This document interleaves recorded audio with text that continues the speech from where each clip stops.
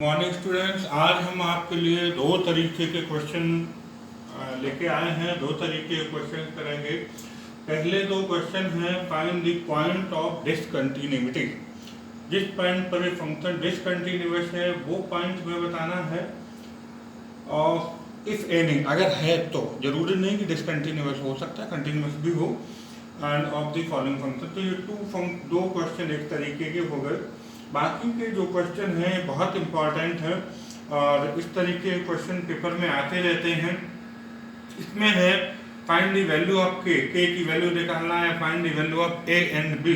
तो ये क्वेश्चन हम कैसे करेंगे, हम वन बाई वन देखेंगे।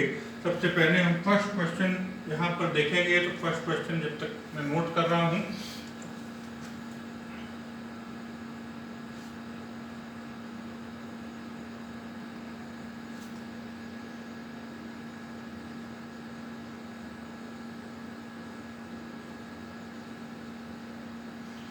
फर्स्ट क्वेश्चन है fx mod x upon x when x is not equal to 0 and x equal to 0 पर फंक्शन की वैल्यू भी 0 है।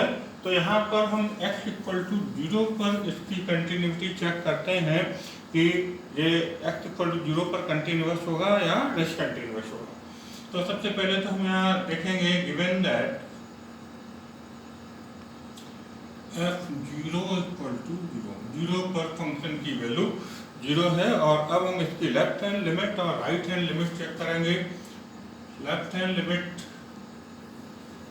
x tend to 0 minus fx equal to limit x tend to 0 f0 minus h।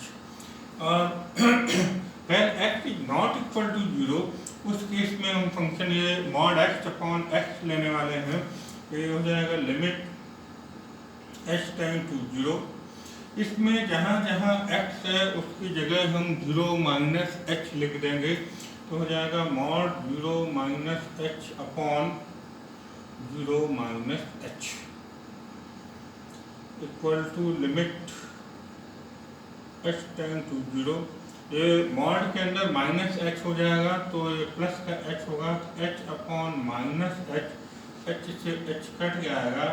Limit h tend to 0 minus 1। और जब यहाँ h बचा नहीं है तो h लिमिट लगाने की कोई ज़रूरत नहीं पड़ेगी और हमें वैल्यू मिल जाएगी -1। और अब हम यहाँ राइट हैंड लिमिट चेक करें तो राइट हैंड लिमिट में देखेंगे कि limit x tend to 0 plus right hand limit में limit x tend to 0 plus fx equal to limit h tend to 0 f0 plus h। और अब हम फंक्शन में x की जगह 0 प्लस h रख देंगे। तो limit h tend to 0 mod 0 plus h upon 0 plus h। तो ये आपका हो जाएगा limit h tend to 0 h upon h equal to 1 आ जाएगा। तो हम देख सकते हैं कि ये तीनों वैल्यूज अलग अलग आ गई। इसका मतलब कहेंगे कि function is discontinuous at x equal to 0। तो हियर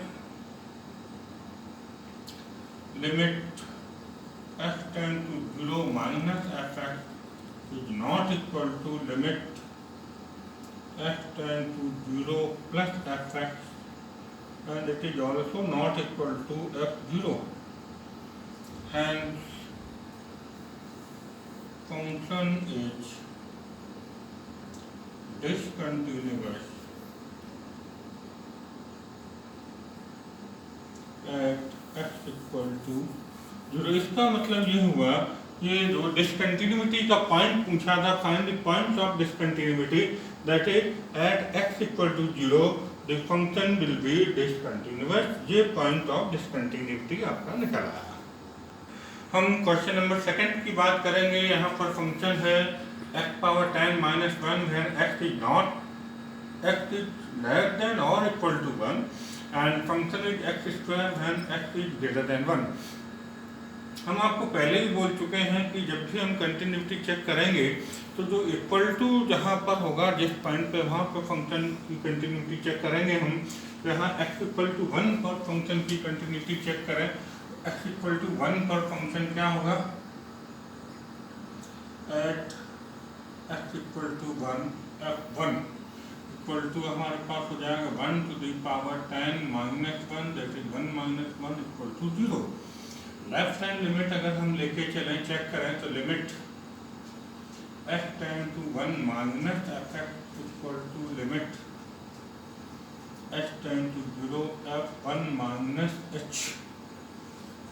और अब हम फंक्शन में लेफ्ट हैंड लिमिट की बात कर रहे हैं तो हम जब 1 से छोटा है तो फंक्शन हम लेंगे x पावर 10 माइनस 1, तो ये हो जाएगा limit h tend to 0 1 minus h power 10 minus 1। और अगर हम इसमें लिमिट अप्लाई कर दें दैट इज h की जगह 0 रख दें तो 1 minus 0 power 10 minus 1 that is 1 minus 1 equal to 0। अब हम बात करते हैं राइट हैंड लिमिट की। Limit h tend to 1 plus f और राइट हैंड के लिए हम फंक्शन लेंगे x स्क्वायर, तो limit h tend to 0 f1 plus h। और इस केस में हम x की जगह 1 प्लस h लिख देंगे तो हमारे पास फंक्शन हो जाएगा limit h tend to 0 1 plus h का होल स्क्वायर। और यहाँ पर अगर हम लिमिट अप्लाई कर दें तो 1 प्लस 0 का होल स्क्वायर इक्वल टू 1। तो हम देख पा रहे हैं कि दो जगह तो फंक्शन की वैल्यू सेम है, लेकिन राइट हैंड जब लिमिट हम चेक कर रहे हैं तो फंक्शन की वैल्यू अलग हो गई। तो यहाँ लिखेंगे हम कि limit f tend to 1 plus f is not equal to limit f tend to 1 minus f और ये दोनों इक्वल हैं 1 f1। तो hence function is discontinuous at x equal to 1, and this is the point of discontinuity, that we can say that the function is discontinuous at x equal to 1, and that is the point of discontinuity is x equal to 1। देखिए अब हम ले रहे हैं question number 3। बहुत अच्छा question है और यहाँ पर ये दे रखा है कि ये फंक्शन कंटिन्यूअस फंक्शन है तो हमें k की वैल्यू निकालनी है। और यहाँ पर जो इक्वल टू पॉइंट है वो है x equal to pi by 2, that is function x equal to pi by 2 पर यहाँ पर कंटिन्यूअस होगा। तो सबसे पहले हम लिखा है जो फंक्शन की वैल्यू हमें पॉइंट पर दे रखी है वो ले लेंगे कि f पाई बाई 2 पर फंक्शन की वैल्यू कितनी दे रखी है हमें 3। और अब हम लेफ्ट हैंड लिमिट यहाँ पर चेक करें। Limit f tend to pi by 2 minus fx equal to limit h tend to 0 f pi by 2 minus h। इसका मतलब कि जहाँ पर अब फंक्शन जब पाई बाई 2 नहीं है तो फंक्शन क्या है k cos x upon pi minus 2x। यहाँ पर हम x की जगह पाई बाई 2 माइनस h रख के और लेफ्ट हैंड लिमिट निकालेंगे तो k cos limit h tend to 0 k cos pi by 2 minus h upon pi minus 2 और x की जगह लिखेंगे हम पाई बाई 2 माइनस h। तो लिमिट h टेंड टू 0 के sine cos 90 minus theta, sine theta होता है तो ये आपका आ जाएगा sine h upon pi minus 2 का मल्टीप्लाई करेंगे तो ये माइनस पाई प्लस 2h हो जाएगा। तो ये हमारे पास आ जाएगा लिमिट h टेंड टू 0 के साइन एच अपॉन 2h। नीचे ऊपर h है तो नीचे भी h हम कर लेंगे, और फार्मूला कौन सा हम यहाँ पे अप्लाई करने वाले हैं, limit theta tend to 0 sine theta upon theta equal to 1। तो यहाँ पर हम k/2 कांस्टेंट है, बाहर ले लें तो अंदर हमारे पास आ जाएगा limit h tend to 0 sine h upon h, और इसको 1 रख दें, k/2 into 1 equal to k upon 2। कौन सा फार्मूला लगा है यहाँ पर, limit theta tend to 0 sine theta upon theta equal to 1। ये फार्मूला हमने यहाँ अप्लाई कर दिया लिमिट का। और अब हम राइट हैंड लिमिट की बात करें तो राइट हैंड लिमिट लेंगे, limit f tend to π/2 plus fx equal to limit h tend to 0 f π/2 plus h। और अब हम फंक्शन में जहाँ पर x है उसकी जगह π/2 प्लस x लिख देंगे, तो limit h tend to 0 k cos π/2 plus h upon π minus π/2 plus h, आगे यहाँ पर 2 है तो 2, तो equal to limit h tend to 0 के cos 90 plus theta. Second quadrant में आ जाएंगे तो नेगेटिव हो जाएगा, चेंज हो जाएगा, तो हो जाएगा माइनस साइन h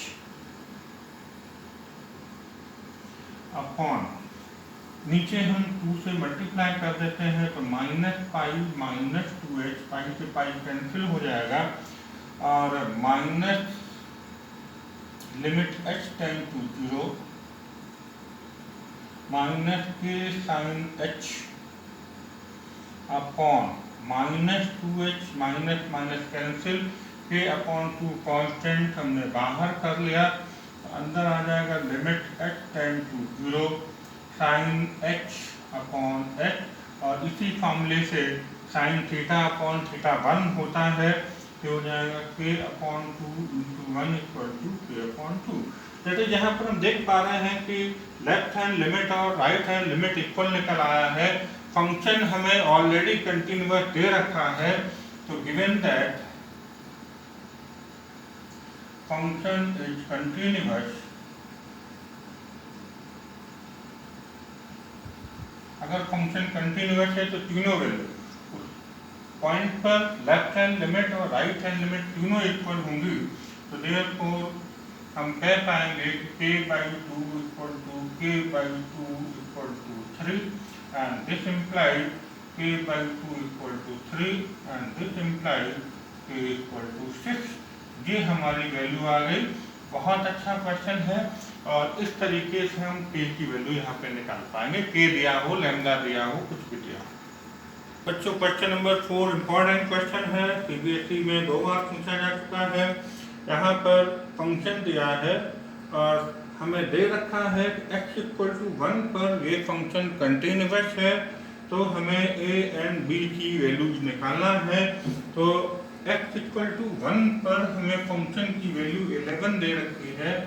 सबसे पहले हम यही लिख लेंगे, given that f1 equal to 11।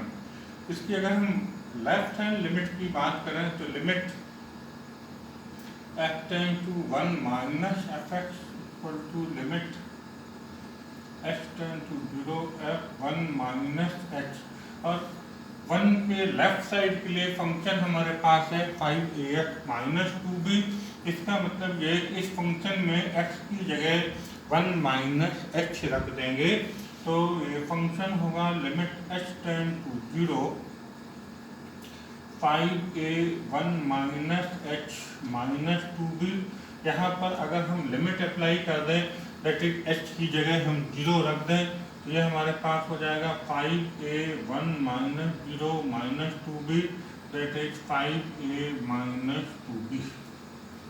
अब अगर हम यहाँ पर राइट हैंड लिमिट की बात करें तो limit x tend to 1 plus fx equal to limit h tend to 0 f1 plus h, और x के ग्रेटर देन 1 के लिए हमारे पास फंक्शन है 3ax प्लस b।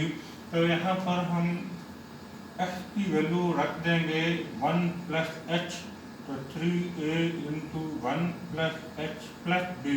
और अगर हम यहाँ लिमिट अप्लाई कर दें तो h की जगह 0 रख लेंगे, तो 3a 1 plus 0 plus b equal to 3a plus b। अब यहाँ पर बच्चों ये दे रखा है function is continuous at x equal to 1। अगर फंक्शन x इक्वल टू 1 पर कंटिन्यूअस है, इसका मतलब इसकी लेफ्ट हैंड लिमिट भी 11 की इक्वल होगी और राइट हैंड लिमिट भी 11 की इक्वल होगी। तो a और b में हमें दो इक्वेशन मिल जाएंगी। तो according to question function is continuous at x equal to 1, therefore 5a minus 2b equal to 11, equation 1, and 3a plus b equal to 11 also equation 2। इन दोनों इक्वेशन को हम एलिमिनेशन मेथड से जैसे भी आप सॉल्व करना आता है सॉल्व कर लें, हम बहुत शॉर्ट में सॉल्व करके बता देते हैं। तो 5a minus 2b equal to 11 and 6a plus 2b equal to 22, cancel कर दें तो 11a equal to 33, then a equal to 3 आ जाएगा। ये a इक्वल टू 3 हम इक्वेशन 1 में रख दें, तो from equation 1 5 into 3 minus 2b equal to 11, तो 15 माइनस 2b इक्वल टू 11, ये आपका आ जाएगा 15 minus 11 equal to 2b and 4 equal to 2b, then b equal to 2। इस तरीके से बच्चों हम देख पा रहे हैं यहाँ पर हमारे पास a की वैल्यू 3 आ गई है और b की वैल्यू 2 आ गई है। यही आंसर होगा। हमें a और b की वैल्यू निकालनी थी जबकि फंक्शन x इक्वल टू 1 पर कंटिन्यूअस था। अच्छा क्वेश्चन है और आप इस तरीके से बड़े आसानी से इस क्वेश्चन को कर पाएंगे। हम बात कर रहे हैं क्वेश्चन नंबर 5 की। इट इज ऑल्सो बहुत अच्छा क्वेश्चन है और यहाँ पर हमें a और b की वैल्यू नहीं निकालना। यहाँ पर बोला है कि find the relationship between a and b। a और b के बीच में रिलेशन क्या होगा अगर ये फंक्शन x इक्वल टू 3 पर कंटिन्यूअस है। तो सबसे पहले हम x इक्वल टू 3 पर फंक्शन की वैल्यू देखें। तो अकॉर्डिंग टू क्वेश्चन f3, जब x इक्वल टू 3 पर फंक्शन है a x प्लस 1, x की जगह 3 रख दें तो हो जाएगा 3a प्लस 1। अब अगर हम लेफ्ट हैंड लिमिट की बात करें तो limit x tend to 3 minus fx equal to limit h tend to 0 f3 minus h, और 3 के लेफ्ट साइड में फंक्शन ax प्लस 1 है। तो यहाँ पर हम x की जगह 3 माइनस h रख देंगे, तो limit h tend to 0 a into 3 minus h plus 1 equal to limit, यहाँ पर हम लिमिट भी अप्लाई कर दें तो h की जगह 0 यहाँ पर रख देते हैं, तो 3 a into 3 minus 0 plus 1 equal to 3a plus 1। और अब हम राइट हैंड लिमिट की बात करें तो limit h tend to 3 plus fx equal to limit h tend to 0 f3 plus h, और 3 के राइट साइड में फंक्शन क्या है 6x प्लस 3। तो यहाँ पर हम x की जगह 3 प्लस h रख देंगे, तो limit h tend to 0 6 into 3 plus h plus 3, और अगर हम यहाँ लिमिट अप्लाई कर दें तो ये हमारे पास हो जाएगा 6 इंटू, यहाँ पर कहीं b होना चाहिए, ये सॉरी 6 नहीं है, गलती से लिख लिया है, ये bx प्लस 3 है, bx प्लस 3, तो ये हमारे पास होगा b, और x की जगह हमने 3 प्लस h लिख दिया है प्लस 3। लिमिट अप्लाई अगर हम करते हैं तो ये h की जगह 0 रख देंगे, प्लस 3, तो ये हमारे पास हो जाएगा 3b प्लस 3। और फंक्शन हम देख पा रहे हैं कि f3 पर 3a प्लस 1 निकला है, लेफ्ट साइड में 3a प्लस 1 निकला है, बट राइट साइड में फंक्शन की वैल्यू 3b प्लस 3 है। लेकिन यहाँ पर दे रखा है क्वेश्चन में कि फंक्शन x इक्वल टू 3 पर कंटिन्यूअस है, इसका मतलब ये तीनों वैल्यू आपस में इक्वल होंगी, but given that function is continuous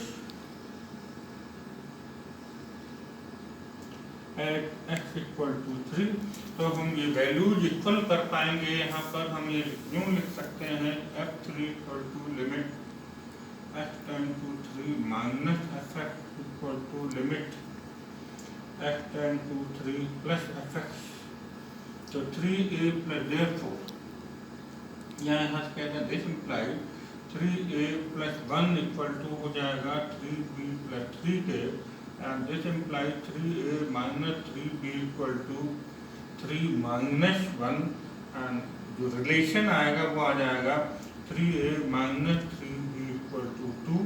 ये इस तरीके से a और b में हमारा रिलेशन आ जाएगा।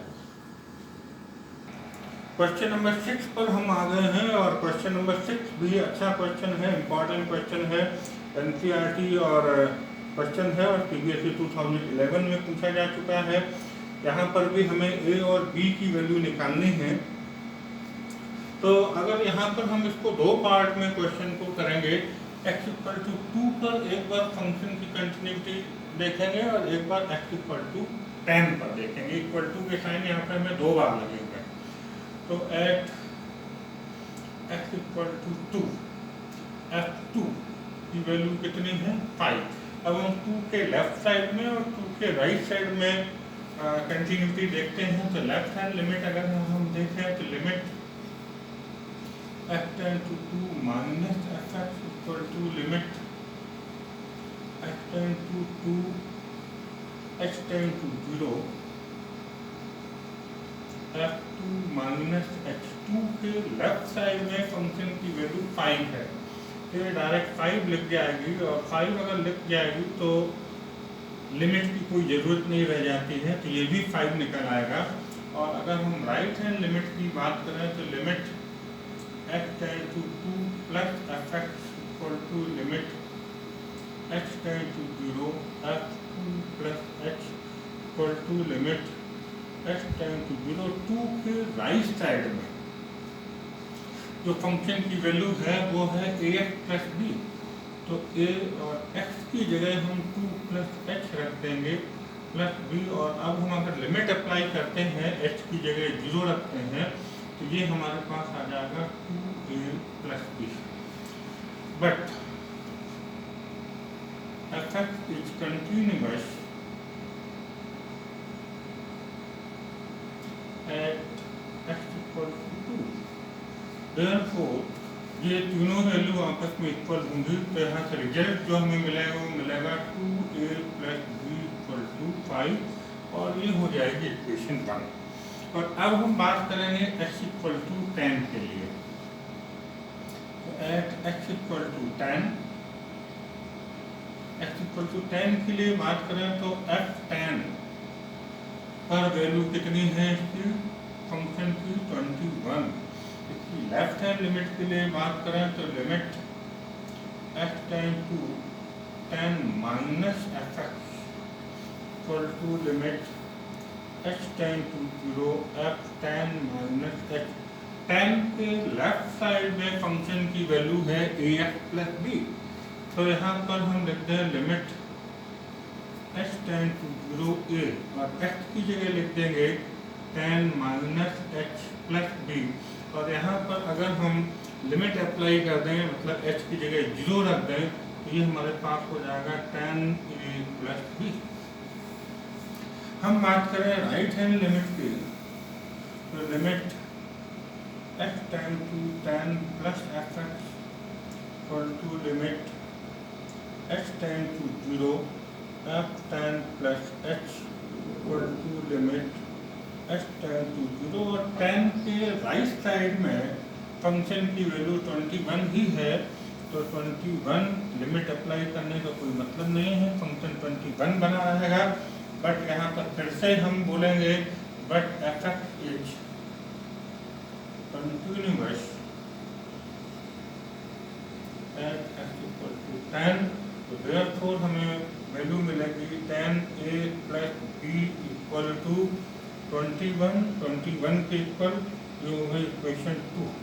और अब हमारे पास a और b में दो इक्वेशन है, इनको हम सॉल्व करेंगे तो हमें a और b की वैल्यू मिलेगी 2a plus b equal to 5, 10a plus b equal to 21, minus कर दें तो b से b कैंसिल हो जाएगा, minus 8a equal to minus 16। तो हम यहाँ कह सकते हैं a इक्वल टू 2। ये a की वैल्यू अगर हम यहाँ पर इक्वेशन मान लीजिए 1 में ही रख लेते हैं, तो फ्रॉम इक्वेशन 1 रख देते हैं a की वैल्यू तो 2 into 2 plus b equal to 5, 4 plus b equal to 5, b equal to 5 minus 4, 10 b equal to 1। इस तरीके से हमने a और b की वैल्यू निकाल ली, a equal to 2 and b equal to 1 and this is the answer. इस तरीके से बच्चों आप देख पा रहे हैं आज हमने बहुत अच्छे और इम्पोर्टेंट क्वेश्चन किए हैं। दो तरीके के क्वेश्चन किए हैं, एक तो पॉइंट ऑफ डिसकंटिन्यूटी निकालने के, और दूसरे तरीके के क्वेश्चन किए हैं कि जब हमें ये दिया हो कि फंक्शन कंटिन्यूअस है तो k की वैल्यू निकालना, लैम्डा की वैल्यू निकालना, अगर सिंगल में दिया एक वेरिएबल एक कांस्टेंट दिया, यहाँ पर अगर दो दिए हैं a और b, तो उस केस में ज़्यादा क्वेश्चन इंपॉर्टेंट होते हैं a और b की वैल्यू निकालने के लिए। तो हमें यहाँ पर लेफ्ट हैंड और राइट हैंड कंटिन्यूटी निकाल के जब a और b की वैल्यू निकालने की बात आती है तो डेफिनेटली हमें दो इक्वेशन मिलेंगी, और दो इक्वेशन बनाने के बाद हम a और b की इक्वेशन को एलिमिनेशन मेथड से या सब्स्टिट्यूशन मेथड से या क्रॉस मल्टीप्लिकेशन मेथड से जैसा आपको आता है उस तरीके से हम सॉल्व करेंगे, तो a और b की वैल्यू निकल आएंगी। इस तरीके के क्वेश्चन अच्छे होते हैं। और भी क्वेश्चन की आप प्रैक्टिस करें, जो भी आपके पास रेफरेंस बुक हो, R.D. शर्मा है, R.S. अग्रवाल है, R.B. त्रिपाठी है, जो भी आपके पास है, और जितने ज़्यादा प्रैक्टिस करें उतना ज़्यादा आपको क्वेश्चन अच्छे से आने लगेंगे। Thank you.